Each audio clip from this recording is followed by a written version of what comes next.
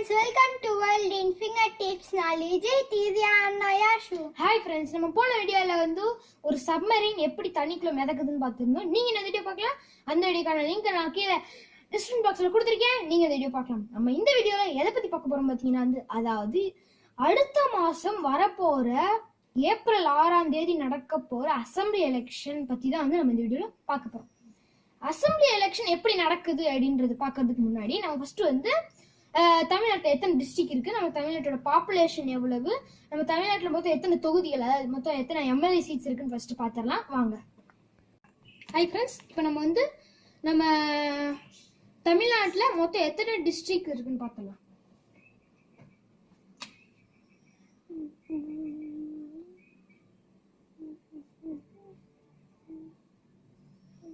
நம்ம தமிழ்நாட்டில் பார்த்தீங்கன்னா வந்து மொத்தம் 38 டிஸ்ட்ரிக்ட்ஸ் இருக்கு. ஓகேவா? நம்ம தமிழ்நாட்டுல மொத்தம் எவ்வளவு பாப்புலேஷன் அப்படின்னு பாத்தீங்கன்னா வந்து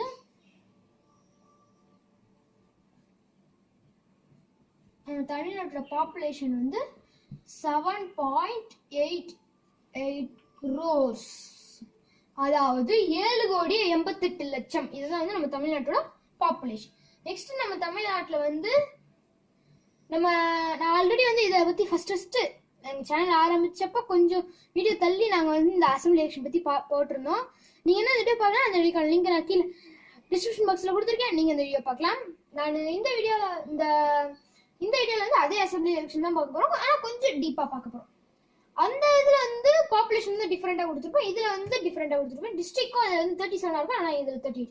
அதாவது டிஸ்ட்ரிக்டும் இதுல இருந்து என்ன தெரியும்னா டிஸ்ட்ரிக்டும் பாப்புலேஷனும் வந்து பெர்மனன்ட் கிடையாது. இது ரெண்டும் வந்து மாறிக்கிட்டே இருக்கும். பாப்புலேஷனுக்கு ஏத்த மாதிரி டிஸ்ட்ரிக்ட் மாறிக்கிட்டே இருக்கும். இப்ப அதுவே பாத்தீங்கன்னா வந்து இந்த எம்எல்ஏ சீட்ஸ், அதாவது தொகுதிகள் பாத்தீங்கன்னா வந்து நம்ம இந்தியா சைஸ்ல தமிழ்நாடு இருந்தாலுமே அந்த எம்எல்ஏ சீட்ஸோட கணக்கு சேமாவே தான் இருக்கும். அதாவது 234 தொகுதிகள் இருக்கு, அதாவது 234 எம்எல்ஏ சீட்ஸ் இருக்கு, 234 எம்எல்ஏ சீட்ஸ் இருக்கு. இப்ப இந்த எலெக்ஷன்ல, அதாவது இந்த எலெக்ஷன் பேர் வந்து பாத்தீங்கன்னா வந்து அசெம்பிளி எலெக்ஷன்.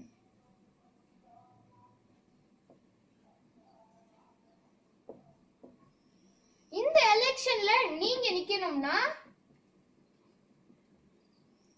உங்களுக்கு above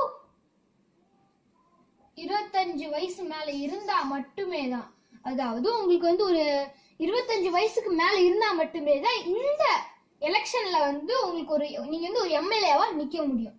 அதுவே ஒரு இந்த அசெம்பிளி எலெக்ஷன் வந்து இந்த எலெக்ஷன்ல ஓட்டு பண்ணணும்.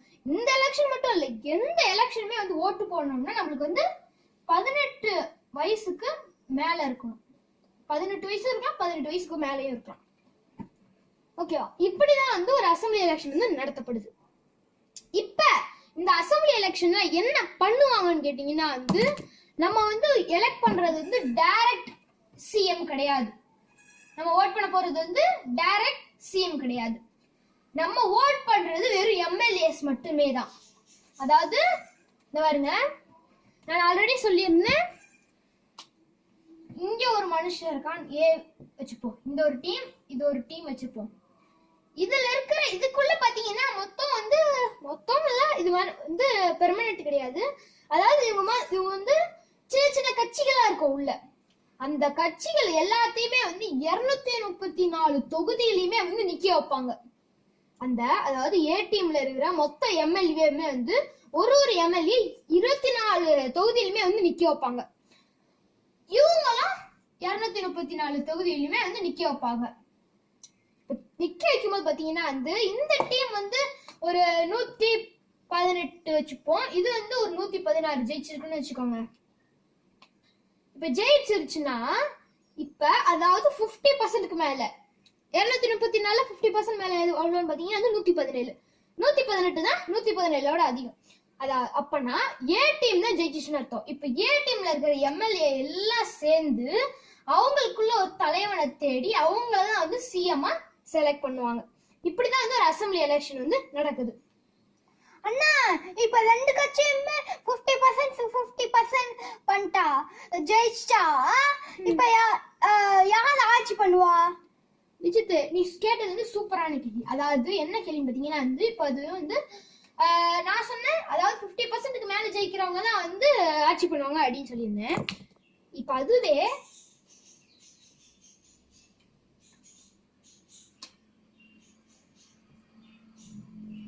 ரெண்டு டீமுமே வந்து 50% அதாவது 117 ஜெயிச்சாங்கன்னா என்ன பண்ணுவாங்க பாத்தீங்கன்னா வந்து ரீ எலெக்ஷன்லாம் நடத்த மாட்டாங்க.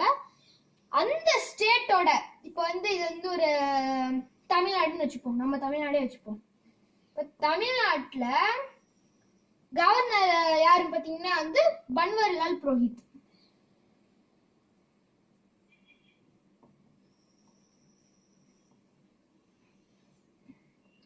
இப்ப ரெண்டு கட்சியுமே வந்து 50% ஜெயிச்சிட்டாங்கன்னா, அதாவது அந்த ஸ்டேட்டோட அந்த எலெக்ஷன் நடக்கிற அந்த ஸ்டேட்டோட கவர்னர் தான் வந்து அந்த ஸ்டேட்டை வந்து ஆட்சி பண்ணுவாரு.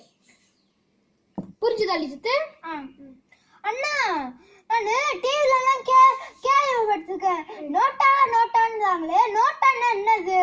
லிஜித், நோட்டானா வேற எதுவுமே இல்லை. இது வந்து அதாவது ஒரு சிட்டிசனுக்குமே தெரியும். அதாவது எலெக்ட் பண்ற ஒரு சிட்டிசனுக்குமே கண்டிப்பா தெரிஞ்சிருக்கணும் நோட்டானா என்ன. அதாவது லிஜித், இப்ப இதுதான் ஓட் பண்ற மிஷின்னா, இதுக்கு முன்னாடி வந்து பேப்பர்ல எழுதி போட்டுட்டு இருந்தாங்க. ஆனா இப்ப வந்து மிஷின் வந்துருச்சு. இந்த மிஷின்ல பாத்தீங்கன்னா வந்து ஒரு கட்சியோட நேமும் போட்டு அதோட சின்னத்தையும் போட்டு அந்த இடத்துல ஓட் பண்றதுக்கு இந்த இடத்துல அமுக்கணும்னா அப்ப இந்த கட்சின்னு அர்த்தம், அந்த மாதிரி போட்டு கொடுத்துருப்பாங்க. அதே பாத்தீங்கன்னா இங்க ஒரு கட்சி, இங்க ஒரு கட்சி, இங்க ஒரு கட்சி, இங்க ஒரு கட்சி, இங்க ஒரு கட்சி, கடைசியில நோட்டா அப்படின்னு கொடுத்துருப்பாங்க. நோட்டானா வேற எதுவுமே கிடையாது. பாருங்க,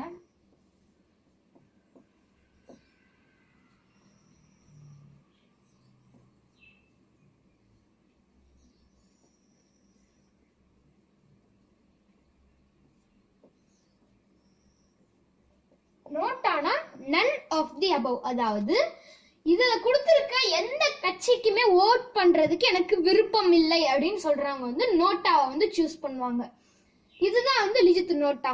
இப்ப அதுவே பாத்தீங்கன்னா வந்து ஒரு கேள்வி வரும், நோட்டா வந்து அதிகமாச்சுன்னா என்ன பண்ணுவாங்க அப்படின்னு பாத்தீங்கன்னா வந்து இப்ப வந்து அதே ரெண்டு டீம் எடுத்துப்போம்.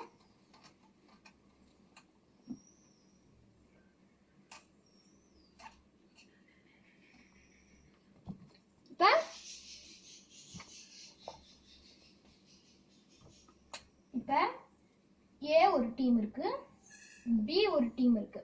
இப்ப வந்து நோட்டா பாத்தீங்கன்னா வந்து 50% கம்மியா எடுத்திருந்தாங்கன்னா அதெல்லாம் கணக்குல ஏத்துக்க மாட்டாங்க. அதெல்லாம் ஒண்ணு இல்ல, விட்டுரு. 50% கம்மியா, அதாவது வந்து நோட்டான்றது வந்து ஒரு 20%, மீதி 80%ல மீதி 80%ல யார் ஜெயிச்சிருக்காங்களோ அதிகமா அவங்க தான் வந்து சிஎம் செலக்ட் பண்ணுவாங்க.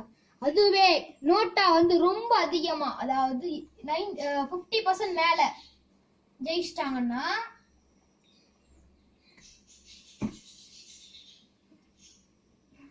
மேல, அதாவது நோட்டா வந்து ஒரு 80% வச்சுப்போம், இது வந்து ஒரு 15%, இது வந்து ஒரு 5%.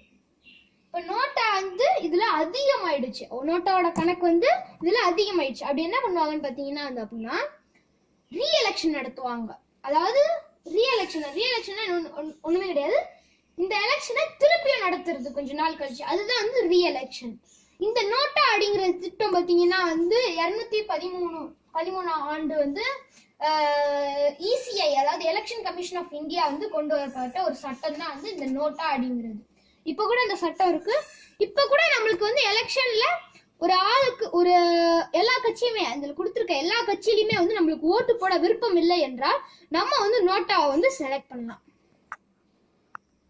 ஓகே ஃப்ரெண்ட்ஸ், இந்த வீடியோ பார்த்தது அப்புறமா அசம்பிளி எலெக்ஷன் எப்படி நடக்குது, அசம்பிளி எலெக்ஷனா என்ன, நோட்டானா என்ன, அதை பத்தி நீங்க தெரிஞ்சிருப்பீங்கன்னு நினைக்கிறேன். இந்த வீடியோ பிடிச்சிருந்துச்சுன்னா லைக் பண்ணுங்க, ஷேர் பண்ணுங்க, சப்ஸ்கிரைப் பண்ணுங்க. பாய்.